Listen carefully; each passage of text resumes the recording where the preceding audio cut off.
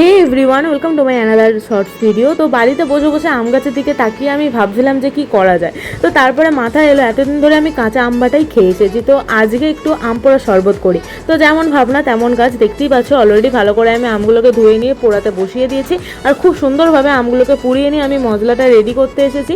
আর মশলার মধ্যে ছিল হচ্ছে বাতাসা, পুদিনা পাতা, ধনে পাতা আর লঙ্কা। আমি ভালো করে মিক্সিতে ব্লেন্ড করে নিয়েছিলাম। আর এখানে আমি ইউজ করেছিলাম হচ্ছে তোমার লেবু, গোলমরিচ গুঁড়ো, জিরে গুঁড়ো আর লবণ। তোমরা চাইলে চাট মশলাও দিতে পারো। তো তারপরে আমি ভালো করে পাল্পটাকে বার করে নিয়েছি আমের। তো তারপরে এখানে একে একে সমস্ত মশলাগুলো দিয়ে দিয়েছি আর তার সাথে জল মিশিয়ে দিয়েছি। ব্যাস আমাদের রেডি হয়ে গেছে একদম আম পোড়ার শরবত। আর এখন থেকে যা গরম পড়েছে, সিরিয়াসলি বলছি এই আম পোড়া শরবতটা প্রত্যেক দিন খাওয়াই উচিত। তো আমার তো বেশ ভালো লাগলো খেতে। আর তোমাদের কেমন লাগলো ভিডিওটা অবশ্যই কিন্তু কমেন্ট করে জানিও। আর তোমরাও কিন্তু বাড়িতে এইভাবে ট্রাই করতে পারো। আই হোপ তোমাদের ভালো লাগবে। তো চলো দেখা হচ্ছে নেক্সট ভিডিওতে। টাটা।